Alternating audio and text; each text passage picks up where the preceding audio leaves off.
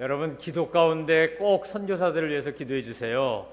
여러분이 가든지 보내든지 내가 한다라는 고백을 하면 그러면요 선교지에 내가 품는 선교지가 있으면 그 선교지에 제 마음이 가 있어요. 마음이 가면 돈도 가고요 시간도 갑니다. 우리가 사랑방별로 이제 예배 마치고 사랑방 모임하고 나가서 전도하기로 했어요. 다음 주가 추석이라서 추석 연휴 잘 보내시고 10월부터 할 겁니다. 근데 우리가 나가서 뭐 무리지 하나 주고 무슨 전도지 하나 주는 게 무슨 효과가 있을까 싶지만 그렇지 않습니다.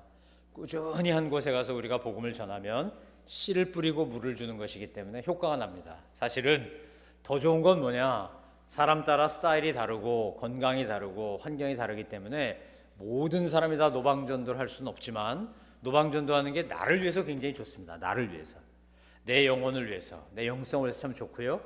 효과는 뭐가 좋냐? 관계전도가 좋습니다.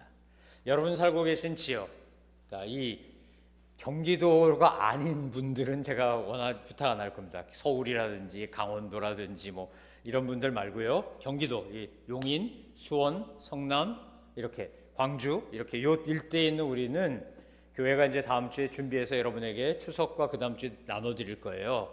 그래서 엘리베이터 앞에 붙이는 광고지가 있어요. 여러분 살고 계시는 곳에 가서 붙일 수 있습니다. 여러분이 주민이시기 때문에 여러분이 붙이겠다 그러면 좀 싸게 해줍니다. 우리가 이거를 꾸준히 붙이고 홍보하기 원합니다. 앞에 이제 오늘 예배 마치고 나가시면 예수님이 가운데 웃고 있는, 환하게 웃고 있는데 이렇게 네잎클로바 같이 모형을 해가지고 우리가 가을 학기 할 행사 4개를 붙여놨습니다. 사람들이 지나가다 그걸 보게 하기 위해서 일부러 그렇게 크게 붙였고요. 그런데 우리가 홍보하는 것 못지않게 뭐 해야 되냐면 내 입을 들어서 전도해야 됩니다. 하나님이 저와 여러분에게 살게 한 동네, 저 같은 대림아파트는 내 책임이다 이렇게 생각하고 대림아파트를 돌면서 기도하시고 땅 밟기 기도하시고 축복 기도하시고 그리고 그 아파트 동마다 다 붙여놓으시고, 그래서 여러분이 그렇게 해가지고 영수증 가져오시면 교회가 그것은 지불하겠습니다. 여러분 사시는 아파트에 이거 붙이는데 한 달에 얼마 이렇게 나옵니다. 그 엘리베이터 앞에 붙이는데 또는 엘리베이터 안에 붙이는데, 그러면 그래서 우리가 전도비로 지급할 테니까 이제 여러분 그 프린트물이 나오면 가져가셔서 붙이시고 그리고 영수증 가져오시면 교회가 지급하도록 하겠습니다. 그래서 우리가 정말 열심히 전도해서 하나님이 우리에게 은혜를 주시면 연말이 되면 이 자리가 꽉 차게 될 줄로 믿습니다. 아멘. 한번 채워보십시다. 여러분 빈자리가 너무 많은데 하나님이 구원받을 영혼들을 우리에게 분명히 만나게 하실 것이고, 준비된 영혼이 있으면 내가 지나가면서 한마디 했는데도 그는 구원을 받습니다. 하나님이 예배하셨으니까. 그래서 우리가 송구영신 예배 드릴 때는 꽉 차서 예배 드릴 수 있게 되기를 간절히 소망합니다. 여러분이 어느 곳에 있든지 그렇게 하시길 바랍니다. 자, 이제 저를 보시기 바랍니다. 제가 오늘 칼럼에 썼는데 제가 20대 30대 한국 젊은이들은 무슨 생각을 하고 살까, 뭘 고민하나, 그걸 알고 싶어서 신문과 방송과 또 무슨 주간지나 월간지 같은 데서 청년 세대를 다룬 것을 열심히 조사해 봤습니다. 칼럼 한 편을 쓰기 위해서 제가 자료 조사하는 데만도 한 몇 시간이 걸립니다. 충분히 조사하면서 그래야 자료를 가지고 1차 자료가 신빙성이 있어야 뭘 이야기할 수 있기 때문에 자료 조사를 하는데, 이번에 자료 조사를 하다가 너무 마음이 아프고 속상하고 답답했습니다. 인터넷상에 많이 떠도는 표현인데 요즘 우리나라를 뭐라고 부르냐면 젊은이들이 20, 30대가 다는 아니지만 일부에서 이렇게 부른답니다. 헬 조선 지옥 불바다. 이게 무슨 말인지 아십니까? 영어의 헬이 지옥입니다. 헬 조선, 지옥 같은 조선, 우리나라 지옥 불바다. 이 지옥 불바다가 뭔가 그랬더니 우리 젊은이들이 하는 컴퓨터 게임에 월드 오브 크래프트인가 하는 그 게임에 그렇게 게임이 있더군요. 이렇게 불바다가 있고 거기에서 막 이겨나가는 거예요. 우리 젊은이들이 그렇게 말하면서 신세 타령하고 소위 말해서 혐오와 분노를 표현하는 거친 표현들을 인터넷상에서 마구 쏟아내고 있는 것을 제가 보았습니다. 야, 옛날에 미국을 재미없는 천국, 한국을 재미있는 지옥, 그렇게 말할 땐 그 애교 있게 말한 거였어요. 한국이 좀 지옥 같지만 재미 되게 있어. 천국, 미국은 천국한데 재미 되게 없어. 뭐 그렇게 표현할 때 쓰는 말이었지, 이렇게 해를 조선 지옥 불바다 이런 말을 쓰는 줄 몰랐습니다. 이미 저도 기성세대니까 우리 젊은 세대들이 우리 기성세대를 꼰대 세대라고 부르더군요. 거기 보니까 꼰대 세대니까 사회적 구조적 모순을 너의 개인 탓으로 돌리고 네가 노력 안 해서 그렇지 노력만 하면 뭐든지 할 수 있어 이렇게 말하는 것을 우리 젊은이들이 거부하고 그리고 빈정대면서 그러면서 자학하듯이 말합니다. 이렇게 말해요. 대한민국에는 5종류의 숟가락, 젓가락을 물고 태어난 종류가 있다는 거예요. 수저 물고 태어났는데 5종류가 있대요. 첫 번째, 재벌 2세 같은 경우 뭐 물고 태어났다 그래요? 금수저 물고 태어났다 그래요. 재벌은 아니지만 준재벌 또는 재벌급 대기업의 임원의 아들, 딸로 태어났어요. 이 사람들은 은수저 물고 태어났답니다. 금수저, 은수저, 동수저, 흙수저, 그리고 아무것도 힘도 백도 없는 사람을 똥수저 물고 태어났다고 그렇게 자기 비하적인 표현을 하는 것도 제가 보았습니다. 물론 우리 사회에 구조적 모순이 많이 있습니다. 세습 자본주의가 되는 면도 있고요. 계층을 상승할 수 있는 사다리들이 많이 없어진 것도 사실입니다. 하지만 그럼에도 불구하고 이건 좀 지나치다는 생각이 들었습니다. 벌레를 뜻하는 한자어 충과 영어 단어를 합성해가지고 엄마가 좀 이렇게 자기가 볼 때 상식에 어긋나거나 좀 못마땅하면 그 엄마를 빈정거리면서 맘충 이렇게 부른답니다. 친구들을 향해서 보이충, 걸충 이렇게 부른다는 거예요. 제가 조사를 하다가 너무 속상하고 마음이 아파서 포기했습니다. 조사하는 걸. 너무 많아 그런 게. 그러면서 정말 이런 질문 해봤습니다. 과연 우리가 헬 조선 지옥 불밭 할까? 여러분, 빌립보서는 가장 많이 나온 단어가 하나 있는데 기쁨이란 단어입니다. 사도 바울이 감옥에 갇혀서 보낸 이 빌립보서에 가장 많이 나온 단어가 뭐라고요? 기쁨. 몇 번 나오냐면 16번 나옵니다. 짧은 이 편지 속에 16번을 기뻐하십시오, 내 기쁨이 되십시오, 여러분 기뻐하십시오, 기뻐합니다, 이런 말이 16번 나와요. 근데 빌립보 교회가 그러면 빌립보 성도들이 기뻐할 만한 상황이었냐? 아니었습니다. 우리는 지금 예수 믿는다고 누가 잡아가지 않습니다. 예수 믿는다고 우리 핍박받지 않습니다. 예수 믿는다고 끌려가서 목이 잘리거나 짐승의 밥이 되거나 불에 타 죽거나 매 맞아 죽지 않습니다. 그런데 그 당시 빌립보 교인들은 그런 박해를 받았습니다. 뿐만 아니라 빌립보 교회는 굉장히 가난했습니다. 정말 먹고 사는 문제가 힘들었습니다. 예전에 우리가 전쟁 직후처럼 정말 먹고 사는 게 힘들었어요. 엎친 데 덮친 격으로 그 교회 안에는 또 내분까지 있었습니다. 서로 내가 옳으니 네가 옳으니 분열하고 싸우는 게 있었습니다. 초대교회 다 그랬지만 가장 심각한 교회는 고린도 교회였고, 빌립보 교회 안에도 눈에 보이지 않는 으렁거리면서 서로 네가 옳냐 내가 옳냐, 내가 힘이 세냐 네가 힘이 세냐 그러고 내분하고 분열하는 것이 있었습니다. 그런데 그런 그들에게 바울이 지금 뭐라고 말한다고요? 가장 많이 표현한 단어가 뭐라고요? 기뻐하라고요. 이게 마약입니까? 이게 그야말로 마르크스가 말한 것처럼 또는 파시즘이 말한 것처럼 기독교라는 종교가 인민들을, 백성들을 호도하고 왜곡시키는 그런 마약적 가르침입니까? 아닙니다. 성경은 진리는 우리에게 주님 안에서의 기쁨, 주님 안에 있기 때문에 기뻐하고 주님이 내 안에 있기 때문에 기뻐하는 게 뭔지를 가르치고 있습니다. 그래서 세상이 알 수도 없고 줄 수도 없는 평화와 기쁨을 예수를 믿으면 가지고 산다고 말합니다. 오늘 이 아침에 여러분 자신에게, 여러분 영혼에게 물어보십시오. 과연 나에게 그런 기쁨이 있는지, 나를 둘러싸고 있는 상황과 조건들 때문에 내가 혹시 헬 조선 지옥 불바다 하면서 살고 있지는 않은지, 정말 우리가 그렇게 헬 조선 지옥 불바다라고 부를 만한 나라에 우리가 살고 있는 건지, 우리의 바로 이웃이자 형제인 북한을 보면 이건 정말 비교가 되지 않습니다. 제가 북한을 여러 번 가봤기 때문에 더 잘 아는데 이건 정말 비교가 안 됩니다.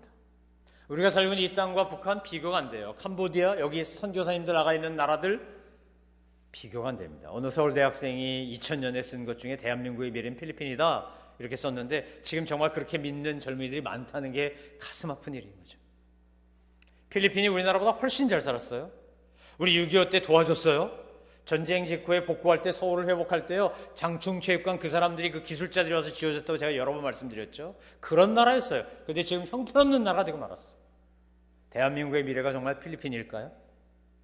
제가 이 20대 30대 다는 아니지만 일부에 흐르고 있는 이 혐오, 분노, 좌절, 자기 비하를 보면서 얼마나 속상하고 답답했는지 몰라요. 그리고 진짜 문제가 뭘까라는 질문을 해봤어요. 진짜 문제가 뭘까? 진짜 문제가 경제일까? 진짜 문제가 상황일까? 진짜 문제가 취업이 안 되고 교육비가 많이 들고 이런 걸까? 7포세대라 그러죠. 연애도 포기하고 결혼도 포기하고 출산도 포기하고 집도 포기하고 인간관계도 포기하고 꿈과 희망도 다 포기했다. 그래서 7포세대 또는 온포세대라 그래요. 제가 그들은 어쩌면 저한테 당신도 기성세대 꼰대라서 그래 그럴지 모르지만 우리 선배들과 우리 아버지 어머니의 세대를 돌아보고 한번 너희 조상과 너희 선배들의 세대를 돌아보라고 한번 말하고 싶어요. 여러분, 요즘은요, 취업을 하고 싶은데 할 자리가 없어서 안 가는 게 아니라 내가 가기 싫어서 안 가는 거예요. 정확히 말하면. 일터 많아요. 일터가 많기 때문에 지금 100만 명이 넘는 외국인 노동자가 우리나라에 들어와 있어요. 그 사람들이 일을 하지 않으면 그 일이 안 돌아가기 때문에. 정말 일터가 없는 걸까? 일터가 없어서 일을 못하는 걸까? 청년 실업자 100만 명이라는데 그러면 외국인 노동자 100만 명은 뭐죠? 예전에는 우리 선배들은요, 정말 일하고 싶어도 일터가 없었어요. 내가 아무리 좋은 대학을 나와도 일터가 없어. 그래서 서도 광부 갔어요. 그래서 서도 간호사 갔어요. 그래서 월남 갔어요. 그래서 중동 갔다고. 정말 일할 데가 없어서, 일하고 싶은데 일할 수가 없었기 때문에. 상황이 힘들어서 기뻐하지 못하는 걸까? 나를 둘러싸는 조건이 나빠서일까? 아니요, 아니라는 거예요. 빌립보 교회 교인들은 가난했고 박해를 받았고 분열하고 있었지만 사도 바울이 기뻐하라 기뻐하라 기뻐하라고 한 16번의 강조 속에 그들은 정말 주님 안에서 기쁨을 누리고 사는 사람들이었어요. 복음에 합당한 삶을 산다라는 건 뭐냐? 바꿔 말하면 오늘 5절에 나오는 말씀처럼 사는 거예요. 우리 조상들도 우리에게 뭐라 말했느냐? 세상만사 뭐 먹게 달렸다고요? 마음 먹게 달렸다고요. 자, 5절 보여주십시오. 다 같이 읽습니다. 시작. 여러분 안에 이 마음을 품으십시오. 이것은 그리스도 예수 안에 있던 마음이기도 합니다. 1장에 나오는 여러분이 그리스도의 복음에 합당한 삶을 사십시오 라고 할 때 합당한 삶은 두 가지였어요. 겸손과 자기생적 사랑이요. 이 겸손과 자기생적 사랑은 어디서부터 오는 겁니까? 예수님의 마음을 우리가 품을 때 가능합니다. 길이 멀어 천리가 아니고 뭐가 멀어 천리라고요? 마음이 멀어 천리라고요. 가까워도요, 내가 마음이 없으면요 안 가요, 안 해요. 마음이 가면 아무리 멀어도 힘이 들어도 돈이 들어도 얼마든지 합니다. 우리가 어떤 마음을 품고 어떤 마음을 먹고 사느냐에 따라 우리의 말과 행동과 생각이 달라지게 되어 있습니다. 오늘 아침 일부 예배 끝나고 우리 병선 형제한테 제가 저 플랜카드 다는 일 도와달라고 그랬어요. 우리 병선 형제는요, 그러면 군말 없이 올라가요. 꽤 높은데 저 한 3m쯤 되는데 뭐 유도 사범이기도 하고 체육 전공하신 분이니까 남들보다 운동신경이 좋아서 아니요. 교회에서 하는 일하면 내가 몸 아끼지 않고 봉사해야지, 뭐든지 해야지 라고 하는 마음 때문에 하는 거지 운동신경이 좋아서 하는 거 아니에요. 우리 가운데 뭐 운동신경 좋은 사람이 뭐 그 형제만 있나요? 제가 언제든지 믿고 맡기고 얘기할 수 있어요. 언제든지 부탁하면 노가 없어요. 왜 그럴까요? 교회 일이라면, 주님의 일이라면 내가 뭐든지 한다. 그렇게 마음 먹고 있으니까 가능해요. 여러분, 우리가 어떤 마음을 먹고 있느냐에 따라서 완전히 달라져요. 주님은 오늘 사도 바울을 통해서 우리에게 말씀하세요. 예수 믿는다는 게 뭔지 아니? 따라해 보시겠어요? 예수를 믿는다는 것은 예수님의 마음을 품고 예수님처럼 생각하고 예수님처럼 말하고 예수님처럼 살다가 예수님처럼 죽는 것이다. 이게 예수 믿는 거예요, 여러분. 복음에 합당한 삶을 산다는 건 뭐라고요? 예수님 마음을 품고요. 예수님 마음을 품으면 예수님의 시각으로 바라보게 돼요. 인간의 눈으로 바라볼 때는 아이고 저 나쁜 놈, 몹쓸 인간 이랬는데요. 주님의 눈으로 바라보면 어떻게 될까요?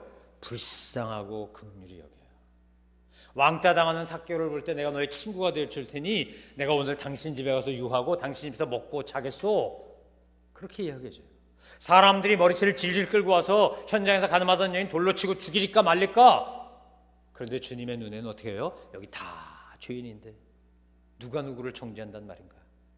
그리고 그 여인을 불쌍히며 뭐라 말씀하십니까? 나도 너를 정죄하지 아니할 테니 다시는 가서 죄짓지 마라. 여러분, 우리가 사람을 바라보는데, 어떤 사물을 바라보는데, 그런데 주님의 마음을 품고 보면 똑같은데 달라 보여요. 관점이 바뀌어요. 가치관이 바뀌어요. 세계관이 바뀌어요.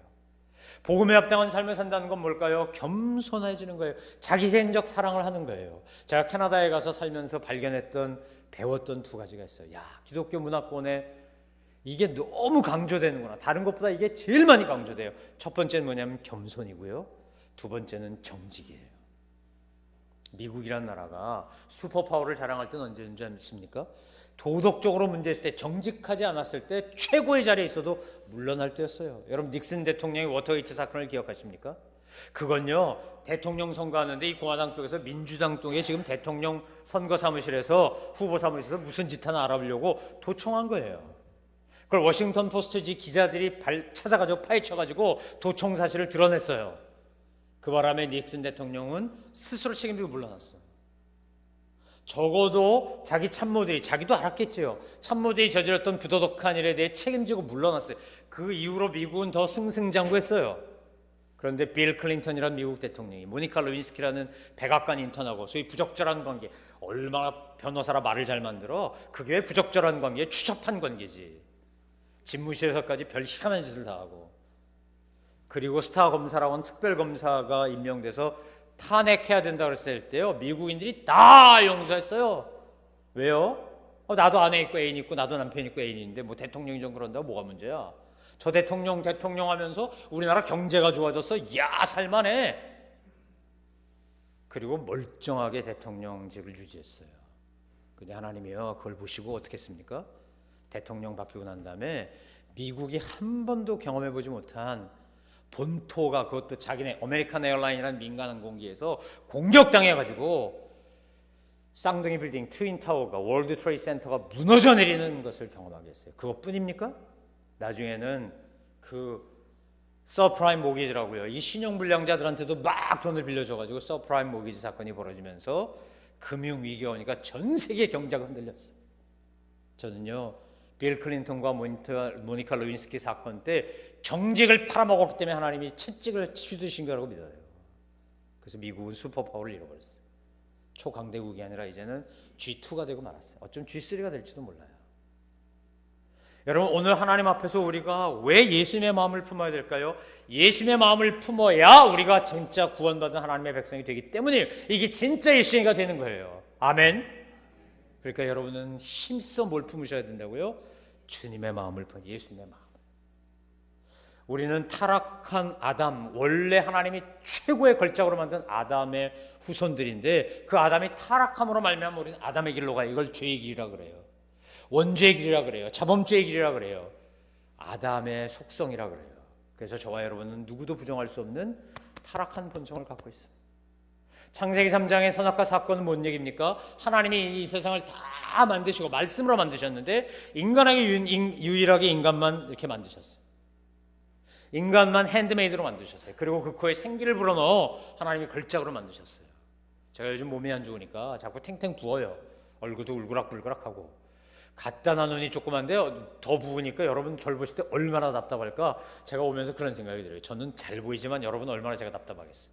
제가 태어나 보니까 우리 부모님이 눈이 작으셔서 우리 아버지가, 제가 작은 거예요. 그럼 제가 난 왜 눈이 작냐? 그러고 탄식하면 우리 아버지 욕하는 것밖에 더 되겠어요? 여러분, 우리가 외모로 사람을 평가하지 않는 이유가 뭡니까? 하나님 보실 땐 그게 걸작이기 때문인 거죠. 걸작이니까. 피카소의 그림을 보고 우리가 걸작이라고 하니까 걸작인 것 같지, 저게 그림이냐, 뭐 발로 그렸냐, 뭐 지나가다 낙서했냐, 그런 거지. 인상파 그림, 초현실파 그림. 여러분, 하나님이 우리를 걸작으로 만드셨어요. 그리고 모든 것을 다스리도록 하셨어요. 그래서 인간에게 주신 최초의 살터, 집터, 우리의 삶의 자리가 어디였습니까? 창세기에 나오는데 어디라 그래요? 무슨 동산? 에덴 동산. 자, 대답 좀 해보세요. 이게 주거니 받거니야 설교한 사람도 신이 나니까. 하나님 우리에게 어디 살게 했다고요? 에덴 동산. 근데 그 에덴 동산 왜 잃어버린 거예요? 왜 쫓겨난 거예요? 우리가 유토피아라 그러고 무릉도원이라 그러고 거기가 가장 좋은 곳이라 그러는데 왜 거기 잃어버렸습니까? 선악과를 따먹었기 때문에. 선악과를 따먹는다는 건 무슨 말입니까? 선악과를 따먹는 건 하나님과 같이 되려고 하는 겁니다. 이게 교만이에요. 여러분, 인간과 하나님 사이에 차이는 딱 하나밖에 없었어요. 하나님이 인간을 손으로 만지시고 그 코에 생기를 불어넣으신 다음에 뭐라 그랬습니까? 나의 형상대로 만들었다 했어요. 나의 형상대로. 근데 하나님과 인간 사이에 딱 한 가지 차이가 있어요. 하나님은 창조주시고 우린 피조물이에요. 에덴 동산에 없는 게 없어요. 다 있어요. 여러분, 아담이 다 지어줬잖아요. 너는 코뿔소라 그래라, 너는 사자라 그래라, 너는 코끼리라 그래라. 그거 다 아담이 지어준 거예요. 인간이 동식물의 이름 다 지어줬어. 하나님이 그렇게 하라고 권능을 줬어요. 근데 하나만 하지 말라 그랬어요. 선악과 따먹지 말아라. 이게 너와 나 사이의 경계다. 이 에덴 동산 다 내 거다. 그렇지만 선악과는 따먹지 말아라. 바꿔 말하면 교만하지 말아라. 근데 아담이 선악과를 따먹음으로 우리는 에덴 동산을 잃어버렸어요. 그래서 저와 여러분 안에는 끊임없이 유토피아를 그리워하는, 복락원하고 싶어하는, 신락원 했기 때문에 복락원하고 싶어하는 그런 드림이 있어요. 그런 꿈이 있어요. 첫 번째 아담은 이렇게 실패했는데 두 번째 아담으로 완성자로 오신 우리 예수님은 어떻게 하는 겁니까? 아담의 길과 반대의 길을 걸어갑니다. 자, 6절 말씀 보겠습니다. 같이 봅니다. 시작. 그분은 본래 하나님의 본체셨으나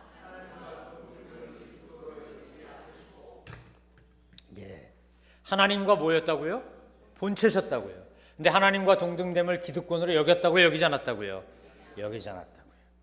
제가 비자발적 은퇴자가 돼가지고 캐나다에서 한국으로 와보니까요, 야, 기득권 내려놓는 게 얼마나 어려운 건지 온 다음에 알았어요. 오기 전에 몰랐어요, 정말. 와보니까 야, 세상에. 캐나다나 미국은요, 그 차일드 태스크 베네핏이라 그래서 아이들 양육비 대워줍니다. 양육비. 그 기름, 우유값이라 그래요. 우리 흔히 기저귀값, 우유값. 우리 혜린이한테도 제법 많이 나왔어요. 한국 돈으로 한 30만 원, 40만 원쯤 나온 것 같아.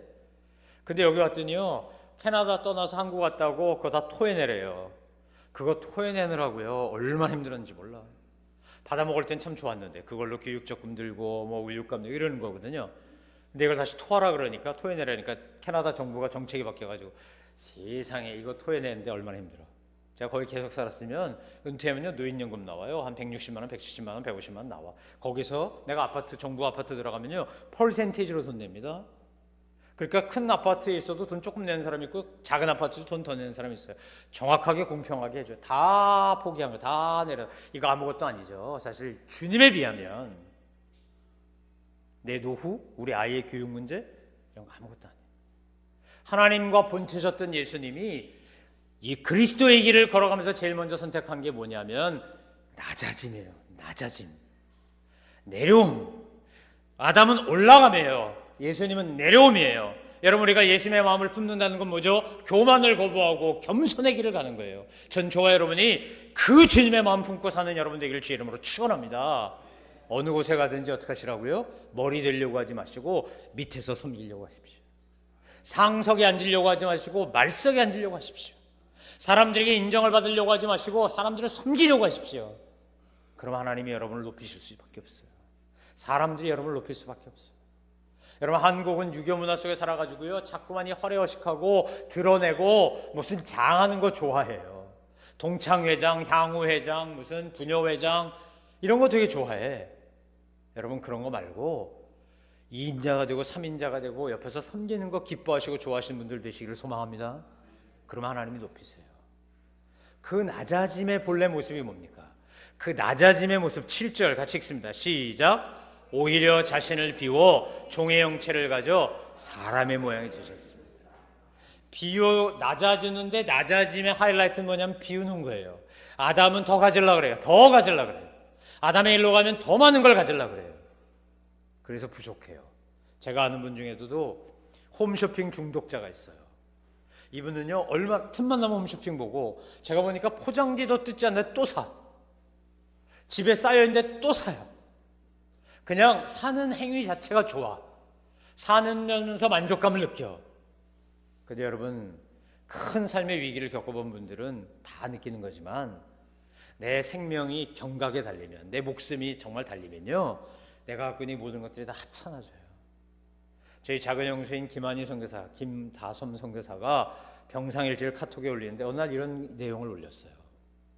파송한 교회에서 선교관을 줘서 거기서 머물렀는데 선교관이 한 8평 정도 돼요. 저희 교회 선교관보다 훨씬 작아. 냉장고도 작고 뭐 세탁기도 공통으로 있고, 저희는 다 세탁기까지 다 넣어놨는데 가보니까 저도요, 아이고 기왕 만드는데 그 큰 교회가 좀 제대로 만들지 뭘 이렇게 만들었나 이런 생각이 저도 살짝 들었거든요. 자기도 살면서 살짝 그런 마음이 들었다는 거예요.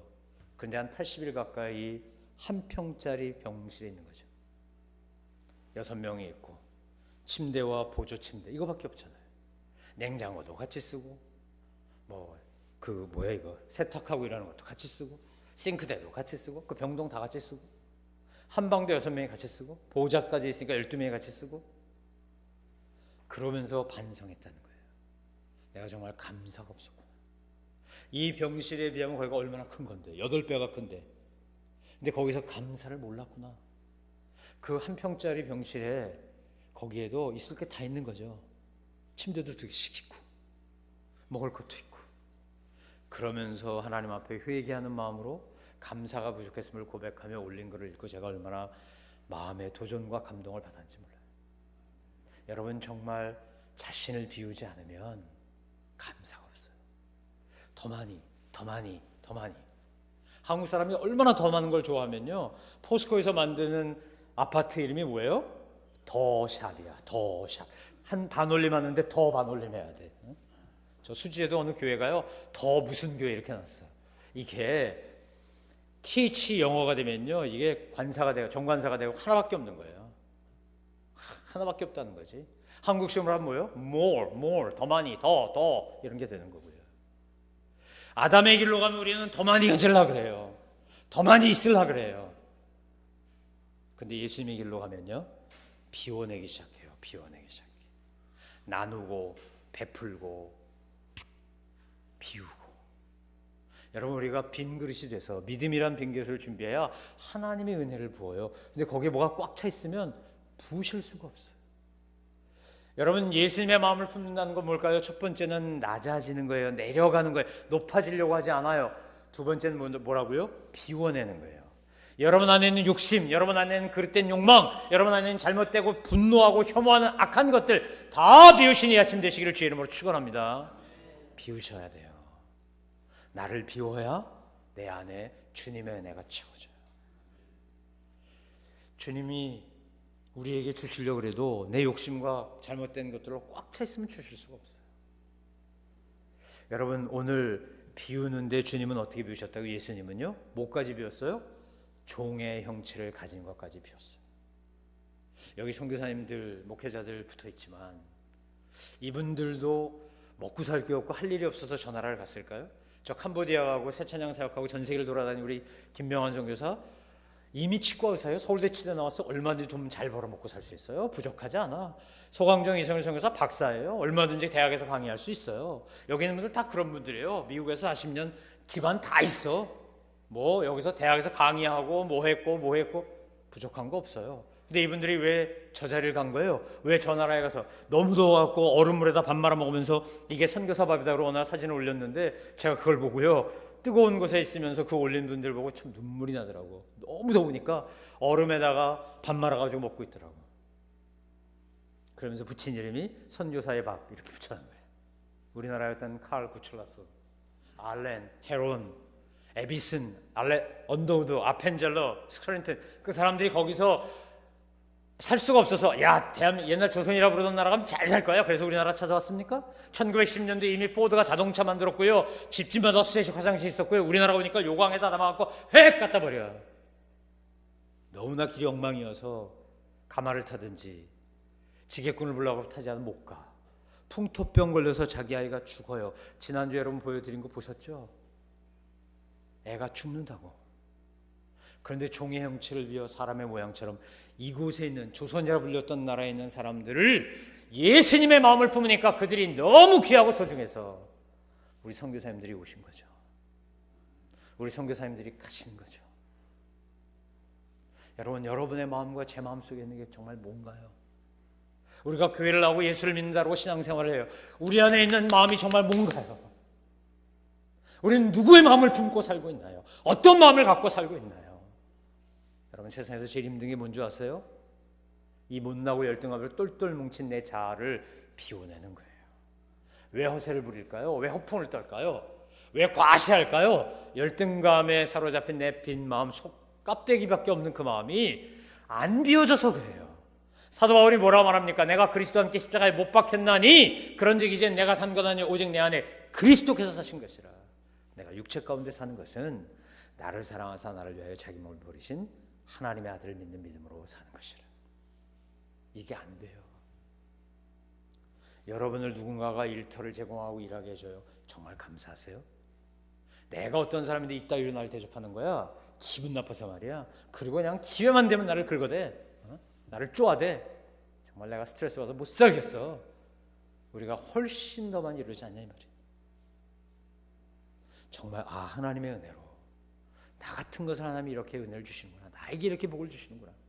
나에게 이런 기회를 주시는구나. 내가 할 수 있는 것 이상의 것을 하게 하시는구나. 하나님 감사합니다. 저와 여러분의 입에 이것이 붙어 있는지요. 나를 비워내지 않으면, 바꿔면 예수님의 마음을 품지 않으면 절대로 우리에게 감사가 나오지 않아요. 하나님 감사합니다가 안 나와요. 사람에게 감사합니다가 안 나와요. 여러분 안에 있는 열등감과 여러분 안에 있는 상처와 여러분 안에 있는 혐오와 분노와 이런 것들 다 비우시기를 다시 한번 부탁합니다. 몽땅 비워내십시오. 아멘. 그리고 주님의 은혜로만 채우십시오. 그러면 감사해요. 세 번째, 주님이 우리에게 보여주시는 게 있어요. 주님의 길, 그리스도의 길을 가면서 보여주는 것. 아담의 길에는 없어요. 자, 8절 말씀입니다. 시작. 그리고 그분은 자신을 낮춰 죽기까지 복종하셨으니 곧 십자가 달려 죽으신 것입니다. 여러분, 예수님의 길, 예수의 마음을 품고 사는 사람들의 길에 있어서 우리가 받아야 될 예수의 마음 품는 세 번째 방법이 뭐냐? 죽기까지 순종하는 거예요. 죽기까지 순종하는 거예요. 아담이 순종했어요. 동물리를 붙여줬어요. 잘 다스렸어요. 그런데 한 가지 순종 안 했어요. 뭐요? 선악 갖다 먹지 마라. 순종 안 했어요. 여러분, 죽기까지 순종한다는 건 뭘까요? 내가 할 수 있는 것, 하고 싶은 것만 순종하는 게 아니라 내가 하기 싫은 것, 할 수 없는 것 같은 것, 이거 하면 내가 엄청난 손해를 보고 핍박을 받고 어려움을 당하고 잘못하면 실패할지 모르고 헤매일지도 모르고 방황할지도 모르고 모든 기득권 다 내려놔야 되고, 그럼에도 불구하고 주님 말씀하셨기 때문에 아멘 하는 거예요. 아멘. 그렇게 아멘 하신 여러분 되시기를 소망합니다. 언제까지 순종하시라고요? 죽기까지. 죽기까지 순종하면 우리 죽는 것 같죠? 천만에요. 주님이 살리세요. 부활시키세요. 승천시키세요. 하나님과 이 놀라운 은혜로 말미암아 예수님과 함께 영광을 누려요. 죽고자 하면 살고 살고자 하면 죽어요. 이순신 장군이 12척, 13척밖에 없는 배로 명량에서 이기고 한산도에서 이기고 수없이 이긴 게 뭡니까? 그의 소위 사무실, 그가 머물렀던 그 집무실에 뭐라고 써 있다고요? 필사 즉 생이요, 필생자 즉 살아. 내가 반드시 죽고자 하면 살고 살고자 하면 죽으리라. 목숨 걸고 싸운 거예요. 목숨 걸고 내 존재를 걸고. 명량이라는 영화에서 아주 명대사가 나옵니다. 나에게도 두려움이 있고 백성들에게도 두려움이 있고 군사들에게도 두려움이 있는데 이 두려움을 용기로 바꿀 수만 있다면, 이 두려움을 용기로 바꿀 수만 있다면 전쟁에 승리할 것이다. 그러니까 아들이 물어요. 어떻게 두려움을 용기로 바꿉니까? 그때 이순신 장군이, 그 감독이 말하고 싶은 게 이거죠. 내 목숨을 걸면 되겠지. 내 존재를 걸면 되겠지. 자기 생명을 건 사람에게 이길 자가 아무도 없어요. 목숨 바치면 이겨요. 죽는 것 같은데 살아요. 예수님이 죽기까지 순종하셨더니 9절이야. 주님이 어떻게 하셨습니까? 하나님이 예수님을, 자 9절부터 봅니다. 시작. 그러므로 하나님께서는 그를 지극히 높여 모든 이름에 뛰어난 이름을 주셨습니다. 이는 하늘과 땅 아래에 있는 모든 사람들이 예수의 이름 앞에 무릎을 꿇게 하시고 모든 입으로 예수 그리스도를 주라 신하게 하셔서 하나님 아버지께 영광을 돌리게 하시는 것입니다. 사랑하는 성도 여러분, 우리가 예수님의 마음을 품는 순간 우리는 내려가야 해요. 우리는 낮아져야 돼요. 우리는 비워야 돼요. 어쩌면 죽어야 돼요. 하지만 이것은 멸망의 길이 아니에요. 이 길을 가면, 그리스도의 마음을 품고 그리스도의 길을 가면 하나님이 어떻게 하신다고요? 지극히 높이세요. 지극히 높여요. 모든 사람들이 그 이름 앞에 무릎을 꿇어요. 모든 사람들이 찬양을 해요. 하나님께 영광을 돌려드려요. 존경과 아낌없는 찬사를 보내요.